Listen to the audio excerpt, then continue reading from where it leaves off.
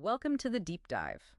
Ever feel like your trend indicators are, maybe a bit too slow? Or they jump the gun on false alarms? Yeah, that's a common frustration. Well, today, we're dissecting a tool that tries to tackle that. The Supertrend indicator. Think of it as a dynamic guide. Right. It doesn't just flag the trend, it can also highlight potential price floors and ceilings as they, develop in real time. And what's interesting, you mentioned volatility. How does it handle that differently from, say, a moving average? Exactly. So, unlike simple moving averages, which just look at past prices, Supertrend uses the average true range, the ATR, ATR rate. which means it actually adjusts based on how choppy the market is. It adapts. Okay, let's get under the hood a bit. We're focusing on two specific settings today, 10, 3, and 10. Now that 10, what's that about? So the 10 is the ATR period. It's basically looking at the average price range high to low over the last 10 bars. 10 bars on whatever chart you're looking at. Could be 15-minute, could be daily. Precisely. And the 3 or 2 in the brackets, that's the multiplier. The multiplier, okay. Think of it like a sensitivity dial for the line relative to that volatility. Ah, okay. So a bigger number, like 3 foot, pushes the line further away. Right. Further away, less reactive to small price moves. It needs a bigger shift to change direction. Makes it less twitchy. And the 2... The 2 pulls the line closer, so it's more sensitive, reacts quicker to smaller fluctuations. Okay, so 10-3 is like the steadier hand, wider range, fewer signals, probably better if the market's making big moves or you're looking longer term, less likely to get faked out. Exactly. That higher multiplier sort of raises the bar for what counts as a real signal. It filters out some noise. And 10-2 is the more agile one. Tighter range, more signals, maybe better for shorter term stuff or less wild markets. That's a good way to put it. It's quicker on its feet. Yeah. So our mission today really is to give you a practical feel for how you can use these settings, 10-3 and 10-2, to spot these dynamic support and resistance levels.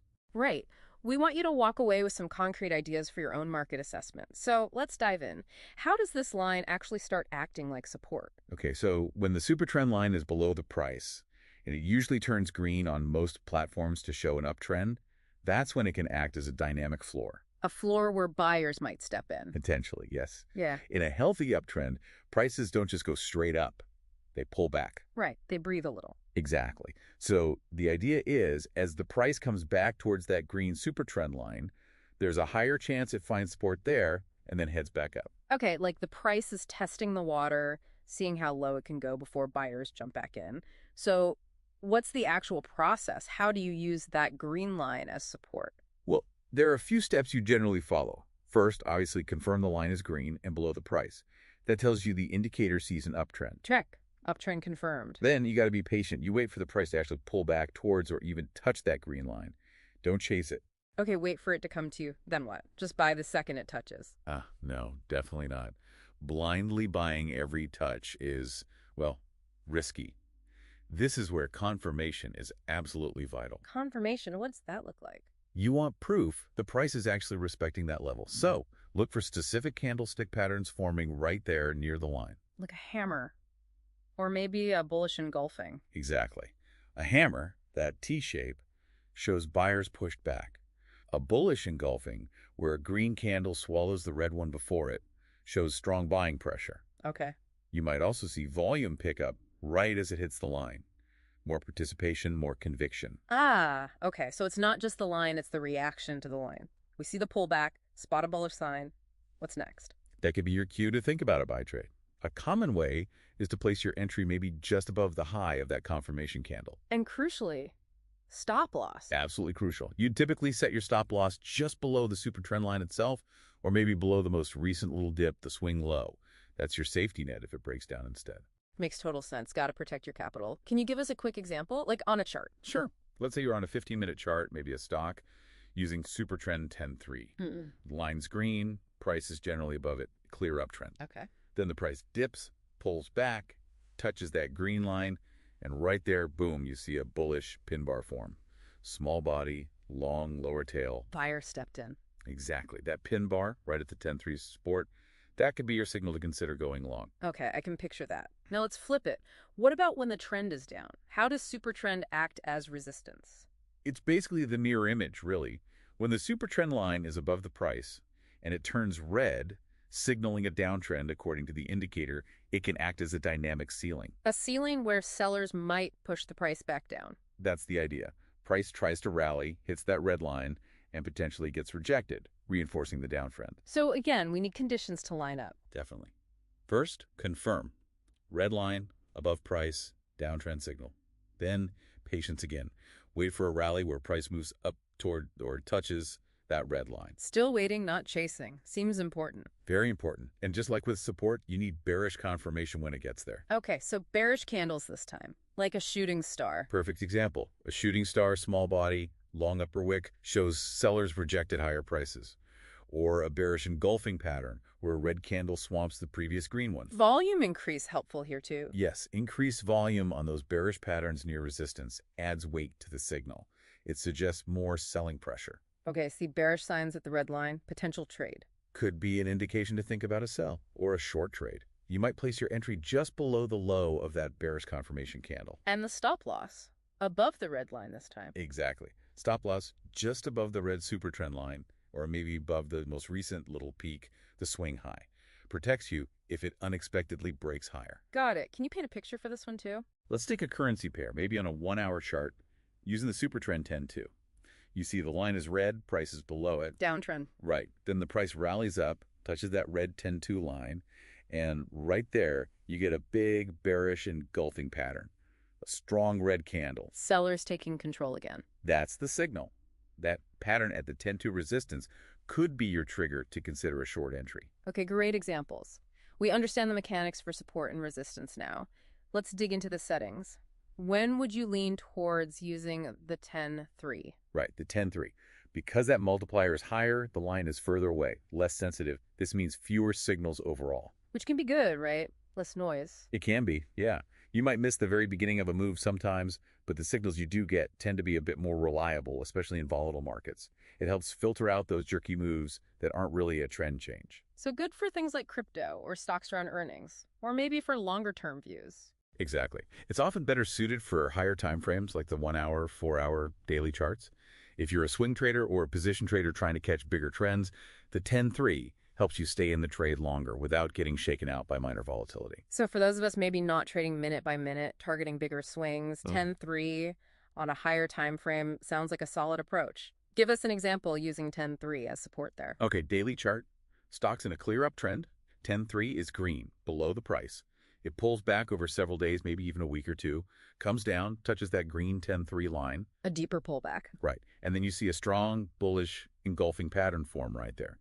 That combination at that stronger 10-3 level could be a really decent signal to buy, anticipating the main uptrend will continue. And using 10-3 as resistance on, say, a 4-hour chart. Sure. Forex pair, 4-hour chart, clear downtrend, red 10-3, line above price. Price rallies up, hits that red line, and forms a bearish pin bar small body long upper wick. Sellers pushed it back down. Exactly. That rejection at the 10-3 resistance could be your signal to consider selling, expecting the downtrend to resume. Makes sense. Now, you mentioned a potential downside lag. The 10-3 might be a bit slow in really fast markets. Yeah, because it's less sensitive, it won't react as quickly if the trend suddenly reverses really sharply. By the time the line flips color, you might have missed a good chunk of the move. So how do you deal with that potential lag? Well, you could combine it with faster indicators. Maybe use the 10-3 to confirm the main trend direction, but look at something like RSI or MACD for potentially earlier signals about shifts in momentum, helping you time entries or exits a bit better. Okay, use it with other tools for timing. Now, let's switch gears to the 10-2, the more sensitive one. When is that the go-to setting? The 10-2, with that lower multiplier, keeps the line much tighter to the price, so you get more signals more frequently. Which sounds good, but maybe riskier. It can be. It's generally better suited for markets that are less volatile, or when you're trading on shorter time frames, 5-minute, 15-minute charts, places where you want to capture smaller, quicker moves. So day trading, maybe even scalping, where the market's moving but not violently swinging? Precisely. Its quick reaction time fits those styles where you're in and out relatively fast, trying to grab small profits repeatedly. How would we use 10-2 as support in that fast-paced environment, say on a 5-minute chart? Okay, 5-minute chart, stocks in a little short-term uptrend, 10-2 line is green and below. You see these smaller, shallower pullbacks. Price dips to the green 10-2 line, bounces quickly. Maybe you see a little volume spike. A quick bounce. Yeah. That quick confirmation at the tighter 10-2 line could be your signal for a fast buy, aiming for the next little leg up in that mini trend. And as resistance on, say, a 15-minute chart, maybe crypto. Okay, 15-minute crypto chart. Short-term downtrend, red 10-2, line above price. You see these brief little rallies up towards the line. Price hits the red 10-2, forms a bearish engulfing pattern. Quick rejection signal. Exactly. That could be your cue to consider a short trade, anticipating the 10-2 will hold as resistance and the price will head back down short term. Now, the potential problem you mentioned with 10-2, whipsaws, Yeah. especially in choppy markets, what exactly is a whipsaw here? Yeah, a whipsaw is nasty. It's when the price breaks the super trend line, maybe flips it red, you go short. Thinking the trend changed? Right. But then bam, it snaps right back up, flips the line green again, and stops you out for a loss. Or vice versa. Because the 10-2 is so sensitive, it's much more likely to give these false signals when the market isn't really trending strongly, just chopping sideways or very volatile without direction. Ouch. Okay, so how do we try and avoid getting chopped up by those whipsaws when using the 10-2? Well, the big thing is, don't just trade the line flip. Don't rely only on the color change. You absolutely need that extra confirmation we talked about, price action, specific candle patterns, maybe another indicator agreeing. So be extra careful with confirmation for the 10-2. Got it. Okay, let's broaden out now to some general practical tips for using Supertrend as support resistance, whether it's 10-3 or 10-2. You keep mentioning price action confirmation. Can you elaborate a bit more? Absolutely. The super trend line gives you a potential area, right? But price action tells you what's actually happening there. Look closely at the candles forming right at the line. Pin bars, engulfing patterns. Exactly. Dojis, maybe. These patterns give you immediate feedback on the buyer-seller battle at that level. Is support holding? Is resistance rejecting? And seeing volume increase alongside these patterns. That adds real conviction. So look for agreement between the line's position and how the price behaves when it gets there. What about combining Supertrend with other indicators? How does that help? Think of it like building a case. More evidence makes the case stronger. So price pulls back to the 10-3 support on a daily chart. Okay, potential buy. But what if RSI is also showing oversold? Suggesting it's due for a bounce anyway. Exactly. That confluent Supertrend support plus RSI oversold makes the potential buy signal much more compelling. Or price hits 10-2 resistance on a 15-minute chart, and MACD is showing bearish divergence. Meaning the upward momentum is fading even as price pushes up? Right. That strengthens the case for a potential rejection at resistance, multiple signals pointing the same way. Okay, using other indicators to gauge the likelihood of the supertrend level holding. What about multiple time frames? How does that fit in? Oh, this is super useful. You can get a much better perspective. Yeah? Maybe start with a higher time frame, like the daily chart with 10-3, just to see the big picture trend. Where are the major potential support resistance zones? Get your bearings first. Exactly. Then you can drill down to a lower time frame, maybe the 15-minute with 10-2, and look for precise entry signals when the price approaches those key levels you saw on the daily chart. Aligning your short-term trades with the longer-term flow. Precisely. It helps stack the odds in your favor. Like using a map and then a GPS. Yeah. You also mentioned static support resistance. How do those classic horizontal lines work with the dynamic supertrend lines? Sometimes you get this beautiful alignment. The dynamic supertrend line might drift up or down and end up right at the same price level as a previous swing, high or low, a static horizontal level you've drawn. Confluence. Exactly, confluence. When that happens, that price zone becomes much more significant. You have two independent reasons to expect a reaction there. Those signals tend to be more reliable. A double reason to pay attention. Now, what about those horrible, choppy markets where nothing seems to be trending? Yeah, Supertrend really isn't built for that. It's a trend-following tool. Yeah. In sideways, range-bound markets, you're just going to get whipsawed, especially with the 10-2. Lots of false signals. So how do you know if you're in a choppy market? You can use other tools to check. Bollinger Bands, often squeezed together in low volatility. Or look at the ADX indicator, the average directional index. If ADX is low, it's telling you there's no strong trend. So if ADX is low, maybe step back from relying too much on super trend signals. That would be wise, yes. Yeah. Exercise more caution, maybe wait for clearer conditions. Okay, good advice. Finally, and maybe most critical stop losses, how does super trend help with risk management? It's actually quite helpful here. The line itself often gives you a logical place for your stop. If you buy off the green line. What's the stop just below it? Right. If the price breaks down through that line, it suggests the support failed, maybe the uptrend's over, time to get out and limit the damage. And for shorts off the red line? Stop just above the red line. Same logic. If it breaks above, the resistance failed, maybe the downtrend's done. And you mentioned trailing stops. Yeah, the super trend line naturally moves with the trend. So as your trade moves into profit, you can manually trail your stop loss along the line below it for longs, above it for shorts. It helps lock in profits while giving the trend room to run. So it helps with entry, potential exit points, and managing the trade. That's pretty versatile. Okay, let's make this really concrete now with those examples for different trading styles. Day trading, 5-minute chart, 10-2. All right, let's picture it. Forex pair, 5-minute chart, clear little uptrend, green 10-2 line underneath. Priced as a small dip, touches the green line. Okay. Right there, you see a bullish engulfing candle form. Green candle swallows the previous red one. Maybe you see a little tick up in volume too. Combination signal. Yep. Super trend support, bullish candle, bit of volume. That's your potential trigger for a quick buy. Stop just below the 10-2 line, aiming for that next short-term push higher. Fast move. Got it. Now swing trading.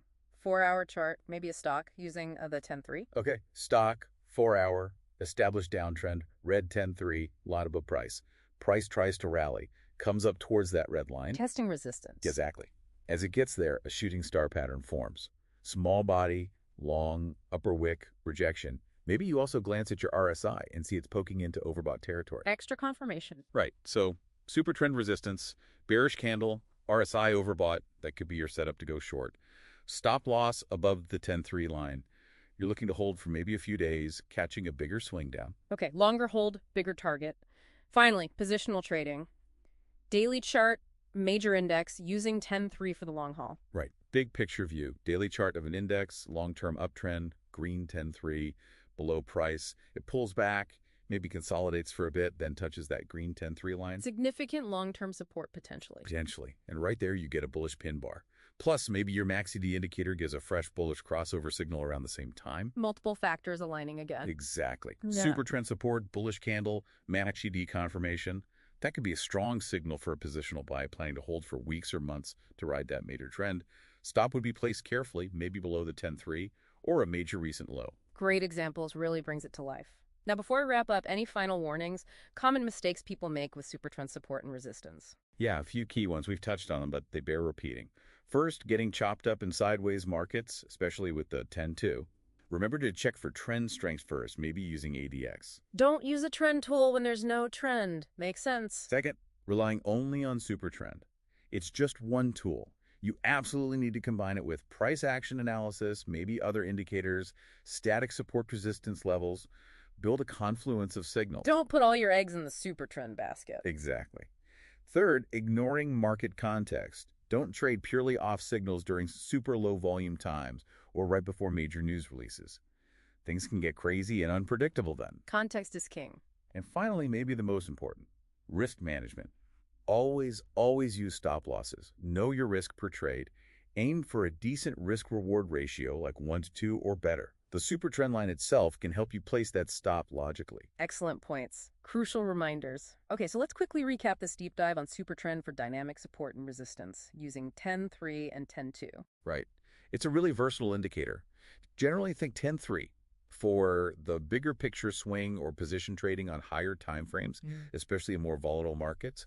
It gives fewer, potentially more robust signals. And 10-2. That's more for the short-term game. Day trading, scalping on lower time frames, maybe in steadier markets. You're looking for quicker entries on shallower pullbacks or rallies. But the key isn't just the setting or the line color. No, absolutely not. The key is confirmation. Confirming those potential support resistance bounces or rejections with price action candles, volume, and strengthening your analysis by potentially adding other indicators like RSI or Mansi, looking for confluence with static levels, and crucially, avoiding those choppy, trendless periods. Fantastic summary. Really helpful insights today. Well, that brings us towards the end of this deep dive, and just a final thought for you, the listener, to chew on. How might your own trading personality, your comfort level with risk, influence whether you gravitate towards the slower, steadier signals of the 10-3 versus the faster, more frequent signals of the 10-2?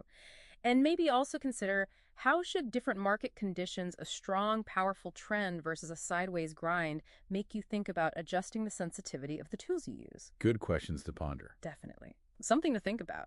Until our next deep dive, keep analyzing, keep learning, and keep those charts in focus.